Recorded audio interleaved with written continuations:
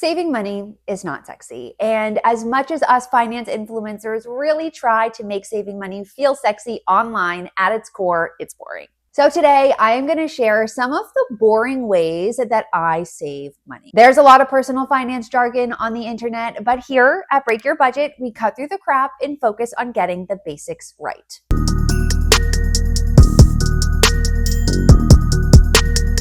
I'm a millionaire, and while a big portion of that success is related to my business, I have really made a point to keep my expenses steady and avoid lifestyle creep as my income has increased over the last few years. This doesn't mean that I eat rice and beans or ramen for every meal or that I don't know how to enjoy the simple pleasures of life. What it does mean is that I have really figured out how to maximize my money. And I balance these more boring ways to save with the things that do tend to cost a little bit more money, like traveling, for example. Everyone is looking for that quick hack that's going to save them the most money. And while I would love to give you one, a quick hack really doesn't exist. Long-term saving really does boil down to making intentional lifestyle changes and really keeping a strong pulse check on your finances. I personally keep a pulse check on my financials by managing my money with the personal finance dashboard. I use this tool to track my expenses every week and every month. I have tons of videos where I go through how I use this template in my weekly and my monthly review if you're interested in checking that out. But I do want to tell you before we get into the juice and the bulk of this video that if you are not tracking your expenses, you are spending more money than you think. If you're interested in getting started with tracking your expenses, I'd recommend that you check out the personal finance dashboard or my basic budgeting template. Both of those tools are always linked in the show notes, so you can check them out if you are interested. And with that, let's get into the rest of this video.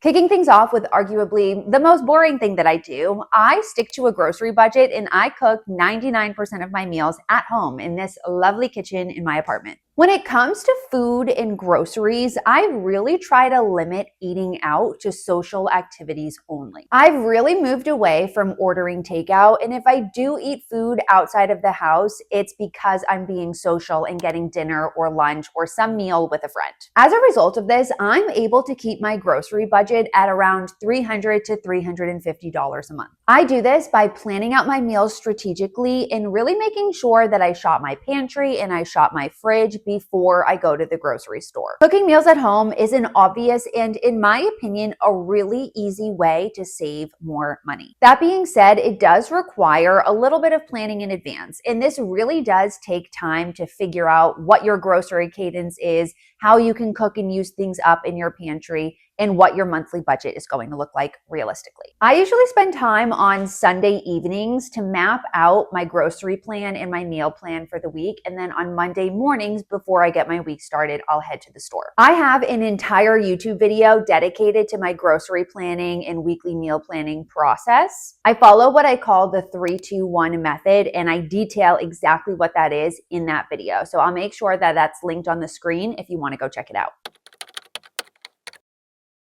Number 2 is that I focus on filling my downtime with low cost or entirely free hobbies and activities. As I've reflected on my 20s, I realized that really until I hit like 27, I was spending a lot of my free time going out to dinner, going out to bars, and shopping out of habit. Like if it was a Sunday and I had nothing to do, you better believe that I was either going to watch football with my friends at a bar or I was going to browse home goods as like an activity to fill my afternoon where I'd end up buying something that I really didn't need. After doing a little bit of self-reflecting on how I was using my free time, I decided to start pursuing hobbies instead. And many of the hobbies that I really enjoy don't cost me any extra money. Some of my favorite things to do are cook. I love to cook new recipes every single week. I also really love to bake. I've been really into sourdough and experimenting with different sourdough recipes. It's a very satisfying and fulfilling hobby. It's not expensive at all. And it's a great thing to do where you can actually create something with your hands and then give it to your friends. Like all of my friends are so excited that I am baking bread all of the time because they get to enjoy in that too. I also love to go on long walks. I did this when I lived in LA. I do it now when I'm in Chicago. I just do it in a different place. I love to go on walks at the lakefront. I love to do this socially as well, where maybe I grab a coffee with a friend and we go on a long walk. These are all things that you can do that really don't cost a lot of money, that you can do on your own, but you can also do socially. It's obviously totally fine to fill some of your time with going out to eat or going shopping. There's nothing wrong with doing those things within moderation. But if you find that you're spending a lot of your free time going to bars, going out to eat, going to stores, or doom scrolling on your phone and being influenced to buy things you otherwise wouldn't have thought of or known about, then you really need to figure out what low-cost hobbies you can do to fill up a little bit more of your time so that you're not spending money out of habit. Number 3 is that I like to stock up on my favorite products when they go on sale. But this year, I am also doing a project pan. So I'm being really intentional about any new products that I buy, and I'm working on using up products that I already have before I buy new ones. I'm going to expose myself here because I do have a pretty large basket of products that I need to get through. And this is what that basket looks like. A lot of these things are things that I bought in Japan. I have a lifetime supply of face masks that I'm working on. Then I also have all of these facial products, many of which I didn't actually buy. They were sent to me in PR, and I'm slowly trying to give them to my friends and work through them. But for the products that I do use frequently, I have a couple of them, and I actually keep a list on my phone of things that I've repurchased time and time again. An example of some of these products, first is this Polish Choice sunscreen. I also have this Polish Choice peptide moisturizer and another Polish Choice. This is like a benzoyl peroxide treatment. These are products that I use and reuse over and over again. So if I see that they're on sale, I will buy a few of them so that I can save money because I know I'm going to repurchase them. But for example, products that I haven't tried yet, so products that are in this basket, these are not things that I would seek out and buy on sale otherwise because I don't know if I already like them. My goal by the time I move out of this apartment, which I don't know when that's going to be, is to go through and use up this entire basket of products and figure out if there's anything else on my list where I would buy duplicates of if they're on sale. But ultimately, my goal is to avoid adding any more products to the mix, and I do that by not buying duplicates of things that I don't need, and only ever buying duplicates of the products that I know I'm going to use up to completion. If you are a product hoarder or a stockpiler, I think all of us are to a degree. Like if you were to open up your bathroom cabinets, you probably have tons of products that are half used. I would really challenge you before the end of the year to start going through a project pan and use up and focus on using up the products you already have that are already open. And don't buy anything new until you use them up.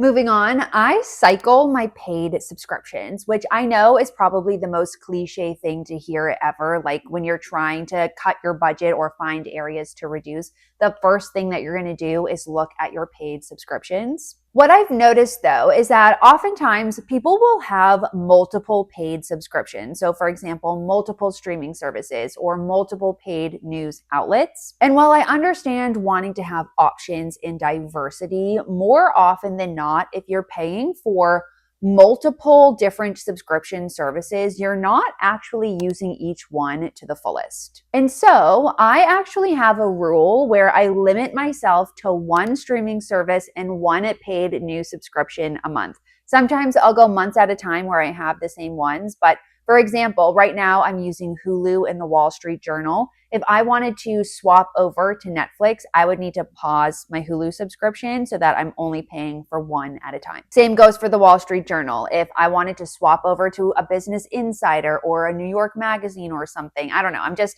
throwing things out there. I would have to pause my Wall Street Journal subscription because I know that if I have the option to choose from multiple, I really am only going to be gravitating towards one on a more frequent basis. The cool thing about a lot of these services, so like streaming services and media outlet and news outlet services, is they'll allow you to pause your subscriptions and then come back to them without losing all of your data or completely closing your account. So it really does make it easy to jump around. And if you are someone who is using multiple subscriptions, so maybe you have Hulu and you have Netflix and you have HBO and you also have Disney Plus and you also have Peacock, pick one. Because you're probably using one on a regular basis and the other ones you're not taking full advantage of. So why are you paying for them?